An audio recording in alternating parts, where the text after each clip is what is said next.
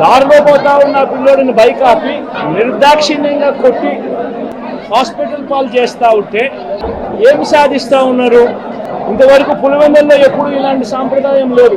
ఎన్నో ఎన్నికల్లో చూసాం, ఎప్పుడు పులివెందుల్లో ఇలాంటి సాంప్రదాయం లేదు. ఎన్నికలు అయిపోయిన తర్వాత ఓటు వేయని వారిని కొట్టే కార్యక్రమం ఎప్పుడు జరగల. జగన్మోహన్ రెడ్డి గారు ఈరోజు మీరు పులివెందుల్లో నిలబడి ఒక మాట మాట్లాడుతూ ఉన్నారు.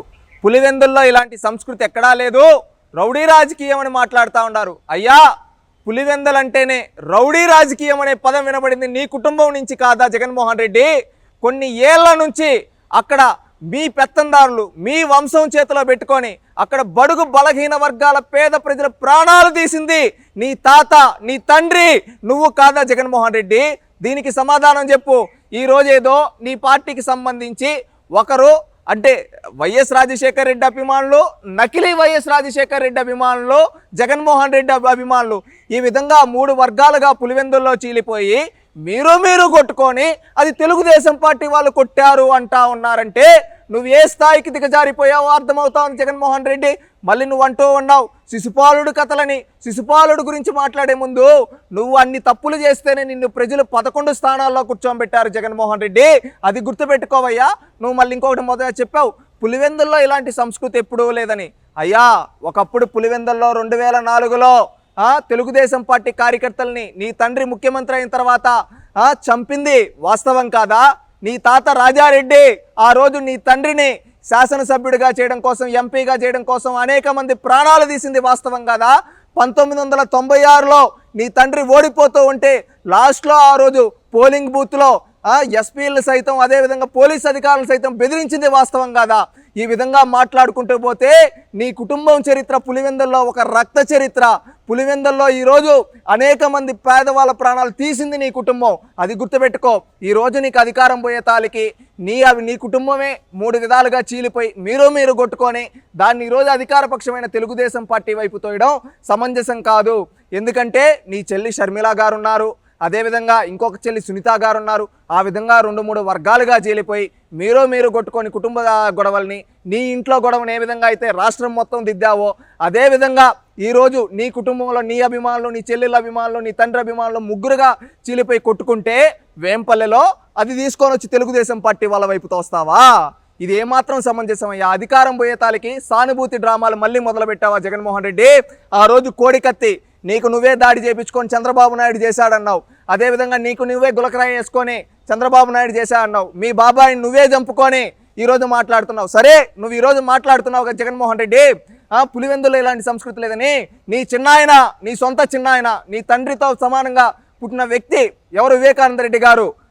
ఆ వివేకానంద రెడ్డి గారిని చంపి నిందితులను 5 ఏళ్లుగా పట్టుకోవాలి. తీరా తేలింది ఏంటంటే నీ పక్కనే ఈ రోజు ఆ నిందితున్నాడు కదా అవినాష్ రెడ్డి. దానికి సమాధానం చెప్పవయ్యా జగన్మోహన్ రెడ్డి.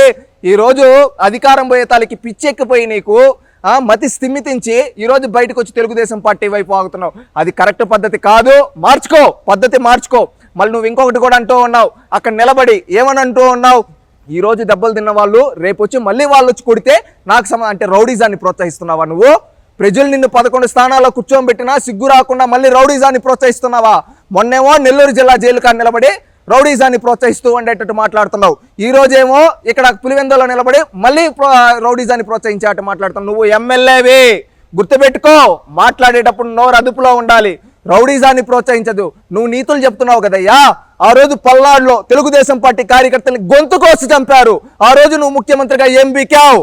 అదేవిధంగా కర్నూలులో కావచ్చు, అనంతపురంలో కావచ్చు, ఆ రోజు నీ తండ్రి రాజశేఖర్ రెడ్డి కాడ నుంచి నీ వరకు ఎంతో మంది తెలుగుదేశం పార్టీ కార్యకర్తలు గొంతులు కోస్తే కనీసం పట్టించుకోలేదు నువ్వు, నీ తండ్రి ఆ రోజు ముఖ్యమంత్రులుగా ఉండి. దానికి సమాధానం చెప్పవయ్యా.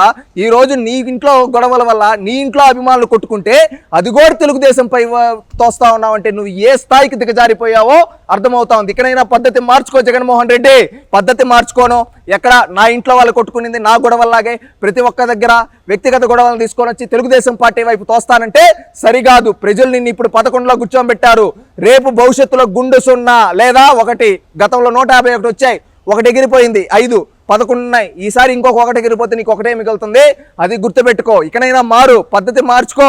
ఒక ఎమ్మెల్యేగా నీ నియోజకవర్గంలో సమస్యల గురించి శాసనసభలో ప్రస్తావించు. మంచి ఎమ్మెల్యేరా జగన్మోహన్ రెడ్డి అంటాం. ఒక మాజీ ముఖ్యమంత్రిగా హుందాతనంగా ఉండు, గౌరవిస్తాం.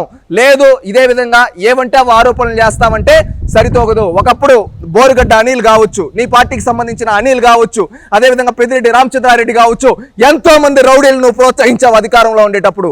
అది ఈ రోజు నీకు కర్మ రూపంలో ఆ దేవుడు చూపిస్తున్నాడు. ఎక్కడి నుంచి చూపిస్తున్నాడు అంటే నీ ఇంట్లోనే నీ అభిమానులే రెండుగా చీలిపోయి కొట్టుకునేటట్టు చూపిస్తున్నాడు. ఈ రోజు ఆ విధంగా రెండుగా చీలిపోయి కొట్టుకుంటా ఉంటే దాన్ని తెలుగుదేశం పార్టీ వైపు తోస్తున్నావు. అది కరెక్ట్ కాదు. పద్ధతి మార్చుకో. ఒక బాధ్యత గల ఎమ్మెల్యేగా ఉండు. లేదు నేను ఇట్టే వాగుతా అంటే రేపు రానున్న రోజుల్లో రాష్ట్రంలోని ప్రజలే నిన్ను రోడ్ల పైన కూడా తిరగనీరు. జగన్మోహన్ రెడ్డి గుర్తుపెట్టుకో, హుందాతనంగా ఉండు, ఒక బాధ్యత గల ఎమ్మెల్యేగా ఉండు. మారు, పద్ధతి మార్చుకో. ప్రతి నీ ఇంట్లో గొడవలాగా అన్ని గొడవలు తీసుకొని వచ్చి రాష్ట్రం వైపు తెలుగుదేశం పార్టీ వైపు తొయ్యాలనుకుంటే సరితోగదు. నువ్వు అన్నావు పులివెందలని. పులివెందల్లో రౌడీజం మొదలుపెట్టింది నీ కుటుంబం. పులివెందుల్లో పేదవాళ్ళ ప్రాణాలు తీసింది నీ కుటుంబం. పులివెందుల్లో బడుగు బలహీన వర్గాల గుడిసెలు తగలబెట్టింది నీ కుటుంబం. తెలుసుకో, పులివెందుల్లో రౌడీజానికి నాంది పలికింది నువ్వు. నీ కుటుంబం 40 ఏళ్ళగా అధికారంలో ఉండి పులివెందులకు చేసింది గుండు సున్నా. ఇప్పుడు తెలుగుదేశం పార్టీ అభివృద్ధి చేస్తుంది, చూస్తూ ఉండు. ఇకనైనా ఒక బాధ్యత కలిగిన ఎమ్మెల్యేగా ఉండు.